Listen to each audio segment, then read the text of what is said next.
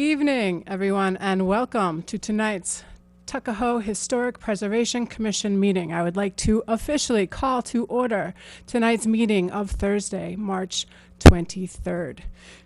Let us begin tonight's meeting as we begin all of our meetings. If I could ask everyone to please stand as together we recite the Pledge of Allegiance.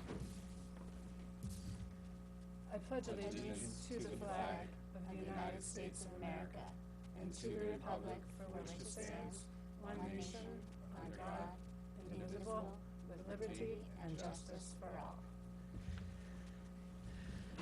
Super, thank you very much. Now I would like to ask for a roll call. I will start, and then if I could ask, beginning with our newest members, to state your name. We'll go down the line here. I am Jenny Steinhagen. Good evening, I'm Greg Luisi. Samara Abrams. Josh Gaccione. And Greg, I'm happy you were able to find the building. Yeah, thank you. Thank you very much. 4 of the 5 members of the Historic Preservation Commission are in attendance tonight. We have 1 absence to be marked. Ladislao Castellanos was not able to join us tonight. But I know that he is as excited as Josh and I are to welcome our 2 newest members of the commission. So please, Greg and Sam, I hope you feel as welcomed as we want you to feel. You bring an incredible amount to this commission. We are very fortunate to have you. From all of us, welcome. Thank you. And I know we are all going to get the ground running tonight. The first item on the agenda is an approval of minutes. These are minutes that were taken last year and at our first meeting of 2023. Unfortunately, we did not have our 2 newest members at that point, so Josh and I will be in charge of approving those minutes. So I would like to, Josh, if I could, I'd like to move that we approve the following minutes. The minutes from the meeting of March 10th, April 21st, October 26th, November 17th, and January 25th. I second. Are we in unanimous agreement? Aye. Aye. And we have our abstentions from our 2 newest members. We did not move to approve the minutes from our meeting of December 15th. Josh was not in attendance at that meeting. Laszlo and I will work on approving those at the next meeting that he attends. So with that out of the way, we are officially a group of 5. So let us get down to business as this group of 5. We do not have a public meeting on tonight's agenda. And for clarification, this is a public meeting of sorts, but we use the term public meeting to reference specifically when we have a nomination to be heard or discussed, when a landmark application is in process, or if there is a certificate of appropriateness discussion officially taking place as previously put onto an agenda. There is none of that for tonight, so we will move into 2 other items that we have for our business this evening. The first is an overview of the Certified Local Government Program. And if I could just tell everyone a little bit about what that program is, what the requirements are to be involved with it, and what some of those benefits are. This is for public information. Please note that the commission is looking into certified local government potentially for the village. So we need to know exactly what's going on here. So let us step back if we could and take a big picture, a view of historic preservation. Historic preservation, although somewhat new-ish in Tuckahoe, is certainly not new in our county, state, or country. I took a cool historic preservation class. We talked about the Marquis de Lafayette, a subject of one of my funny jokes here at the commission. When he returned to this country after having participated in the Revolutionary War, one of the most important things, and I'm talking 1824, 1825, he wanted to do was visit some of the sites that were so instrumental, that were so symbolic of the Revolutionary War. And these included Independence Hall in Philly.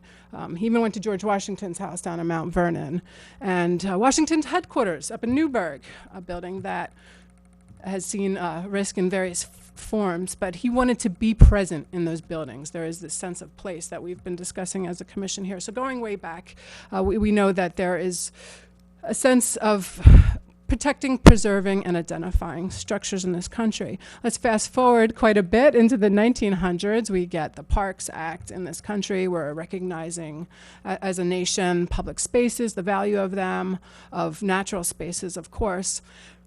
1966 is an important year. 1966, Congress officially recognizes the value of historic preservation to this country with the passage of the National Historic Preservation Act in 1966. So this is a congressional act. Money is allocated for historic preservation, but how is that going to work with all of the states? They authorized the creation of state historic preservation offices that same year. So the money that would come from the federal government would be distributed to these state historic preservation offices for the identification and preservation of sites valuable to this country. And that was working quite well. So well, in fact, that they expanded it. There was an amendment in 1980 to the National Historic Preservation Act. And what it did was it took this decentralized relationship between the federal and state government and it extended it to municipalities underneath the state's control. So, for example, the state of New York was, as of 1980, in charge of identifying certified local governments within the state to whom they could then offer their support for historic preservation. And they help everybody, but they have funding that comes from the state and the federal government that they set aside for certified local government. So certified local government is a historic preservation term, and the requirements for becoming a certified local government, you have to have historic preservation legislation. Tuckahoe has that. Your legislation needs to be based, for the most part, on the model law put forth by the State Historic Preservation Office, which Tuckahoe's is.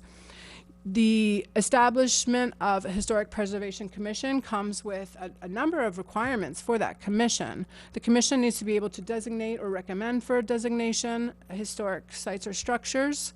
In our case, we recommend to the Board of Trustees that they designate sites in Tuckahoe. So we have that. We provide guidelines to property owners, approve demo, relocation, or exterior alteration permits and requests from property owners, which is our certificate of appropriateness application in a nutshell. We also take actions consistent with the Secretary of Interior's standards for archaeology and historic preservation, which we recognize in our legislation. We do a survey and inventory of historic properties, which we've already started here in Tuckahoe, and we offer adequate public participation via open meetings and minutes, agendas, etc. Our policies and procedures are all available to the public at any time. So those are the requirements. We have 5 members. 5 members is a requirement of becoming a certified local government. And not just any 5 members. Those members need to exhibit certain qualities. They need to meet the qualifications, which we certainly do. Now, if you were to apply as a municipality to become a certified local government, there are expectations, therefore, of you. You need to fulfill everything that I just mentioned. In addition, you actively participate in state and national register applications as appropriate. Obviously, because we're talking about this relationship with the state and the federal government. Here's a question. If Tuckahoe has any National Register properties as of now. This, and I know everybody up here, we're familiar with this, but for those at home having your Jeopardy moment, the answer is, it's a trick question because Tuckahoe High School, and that building is on the National Register of Historic Places, but officially addressed in Eastchester. So, fun fact there. But nevertheless, if we have sites that merit consideration within Tuckahoe, that once they become a local landmark could qualify as a state or national landmark, we're incentivized to help them out with that. And it's a win-win for them as well because there may not be tax incentives for local landmarking, but when you get to the state and national levels, there are tax incentives, grants, etc. So we can certainly proactively help with that. And we submit, or a government or municipality would submit their annual reports to the State Historic Preservation Office. That's all great. What are the benefits? Well, you get status and recognition. Some cool municipalities, if I can call them that, within Westchester are already certified local governments. And some of these you'll think of as maybe some of the more historic, right? History-minded municipalities. Greenberg, New Rochelle, North Castle, Ossining, Peekskill, White Plains, Yonkers, and Yorktown. They are all certified local governments participating in this program. And what is opened up to them that would be opened up to a municipality such as Tuckahoe? Well, you get technical assistance from the State Historic Preservation Office. If you need someone to come in and offer a professional opinion or advice or information about something, members of the State Historic Preservation Office could attend a meeting such as this. They can also provide training sessions and technical assistance at various levels. And here's where the money is. There's money available to certified local governments. There's a grant program. I have old numbers here that say between 3 and 60,000 could be awarded to a certified local government. That's quite quite a range there. But it depends what you need it for. Do you want a professional to come in and help you with your historic structures inventory? Do you want help drafting a brochure that talks about incentives for property owners? Those are some of the types of projects that you could be looking at for these applications.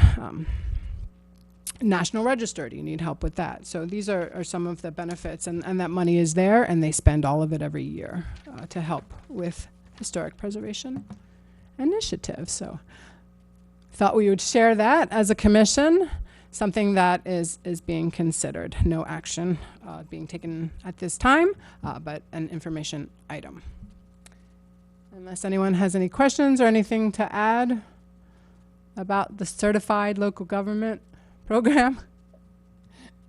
Okay, let's move on to the next item, which is a recognition of the historic Tuckahoe sites included in Tuckahoe's Master Plan. And we are very lucky to be joined by a former mayor of Tuckahoe, who I know is very familiar with the Master Plan. Can we jump into the sites here in the plan? Sure. Thank you. Oh, thank you again. Well, you know, number one, can you hear me out here? Yeah. As Jenny has said multiple times, there's a plethora of historic buildings in this small village, and number one on the list is the Generoso Pope Foundation, which years ago was Village Hall. That was one of its industries back in its day. And anytime you look at any of the photographs, the old photographs of Tuckahoe, of Depot Square, there is the Generoso Pope Foundation. And I'd be remiss in not remarking on how that building is maintained, the exterior as well as the interior. It's impeccably maintained by the foundation. The Old Stone Cotton Mill is, which is now the Wicked Wolf, not that we're advertising, is also one of those historic landmarks that sits right here on the outskirts of Tuckahoe. How could I forget the Hodgman Rubber Company, now known as the Revlon Building? Again, one of those, structures in this building and this village that it's always been a centerpiece. And I mean, I could go on and on, but I like my co-person to share some of our ideas as well. I know before I pass this on, and we had this conversation, this was one of the first conversations I had with the commission, was the Metro North train station, which is now undergoing renovation. Again, that's another one of those buildings that anytime you see a photograph of Depot Square from the early 1900s, there she is sitting front and center. especially when you look at the photographs when the train station, the tracks were level with the train station. So, and those are just some of the, some of the places that we're looking at. I'm leaving out some, I'm sure. The Washington Hotel is already in the pipeline. Another building that's just, so central to the history of Tuckahoe. And I think I covered a lot of the big ones, so I guess I can't pass this on to you. You'll just leave But the little ones. I see I'll how leave- it is. I'm That's all right. sorry. That's all I'm right. sorry. No, I no, got that's ahead. okay. I got carried away. Some of the others that we're looking at were that are also still based on the master plan are the original Main Street School, which is actually the building we're sitting in today, Village Hall, and the Ward House, which is already a Tuckahoe landmark over on White Plains Road, and then I guess generally Depot Square as well. Yeah. So. So and I I- did take all that. I'm sorry. Yeah. Yeah, but I left you the I'm main one. delighted that you said it so eloquently. Thank you. How could I compete? And so that's probably enough to keep us busy for the next Sure. several sessions. So that's what we've been looking at so far. Yes, absolutely. Thank you. Since 2008, this comprehensive master plan has been used as an official document of the village. And even amended in 2014, it explicitly in section 3 says these sites are part of Tuckahoe. These sites play an important role in this village. There are other ones, so there are other sites within Tuckahoe that could certainly be considered as landmarks. But off the bat, we, as a commission, we can look certainly to the guidance established by this village, going back decades for guidance, and what this village considers essential to its historical, architectural, economic, social, cultural heritage. And beautiful sites. We're lucky. We're lucky as a village. And as Member Luisi mentioned, the Washington Hotel was forwarded by this board to by this commission to the Board of Trustees for consideration as a local landmark. The Old Stone Mill, of course, part of it, the restaurant in Yonkers, but part of it in Tuckahoe. In fact, yesterday there was a ribbon cutting for a plaque that was placed on Main Street at the corner of the Growlers parking lot, where the benches are, to recognize the incredible history of Hodgman's Rubber Company, of Revlon, of Burroughs Wellcome, of, one of the few female Nobel Prize winners who did her research here in Tuckahoe. And Burroughs Wellcome sent money to pay for one of those benches, saying, yes, this is huge. We value this and are grateful that you value that. So that is part of something we can look at. And the Ward House, of course, which was Tuckahoe's first landmark. So the Washington Hotel and the Ward House, Revolutionary War. The Ward House is a Revolutionary War era building, right? And the Washington Hotel, well, it has Washington in its name. So if I could just pause for a second and talk about Washington, as I'm wont to do here. So we know that George Washington did not sleep at the Ward House. And on at least 6 occasions, he really did get strategic notice about the value of the Ward House during the Revolutionary War skirmishes that took place right here in Tuckahoe, and that building, its predecessor before it was burnt down, was witness to. Washington also did not sleep in the Washington Hotel. In fact, it's not really a hotel.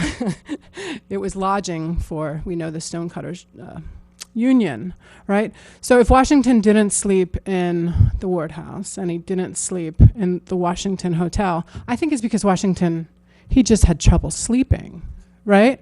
And why do you think Washington had trouble sleeping? Because he couldn't lie. I'm sorry, I did get one in. I will do better. I will do better. That is that.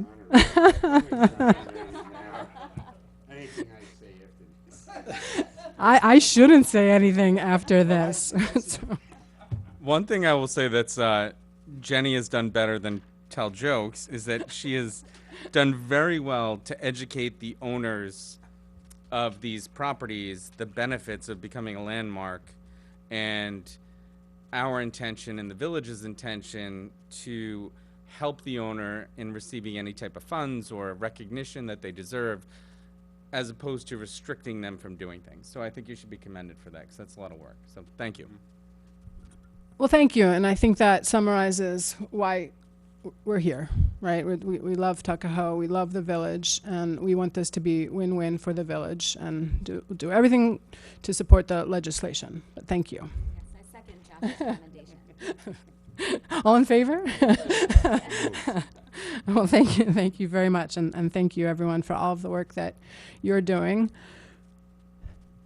Unless there are any comments, questions, jokes under this section, we slide right into miscellaneous business. And there's only one item there. We'll have a meeting soon. We haven't come up with the date yet. We had a meeting in January. We did not have one in February. We have this meeting. Our next meeting will be posted on the village website. It will be posted there, along with the minutes from this meeting and those that were approved, or actually after it's approved. Yeah.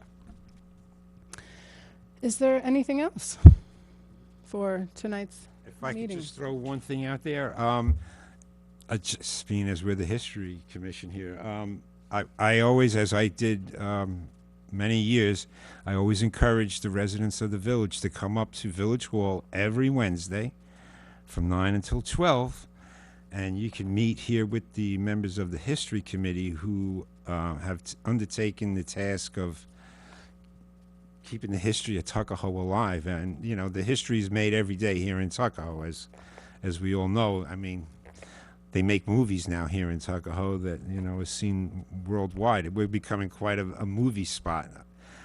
So anything that you need to know about Tuckahoe, there's so many great historians that are up here every Wednesday. Not to mention the photographs that Nick Zanzana will be more than happy to show you about what we're talking about, the history. So that's, I could just... Absolutely. A good point, and thank you for recognizing the work that the History Committee does, and also the role of the public, because people are invited to come forward to the commission too regarding sites to potentially be nominated, as well as information related to that. And we do rely heavily on the work of the History Committee when looking to, when we do our research for potential sites. So thank you. Is there anything else for tonight's meeting? Otherwise, I think we are done, and we will meet again soon. So thank you, and good night.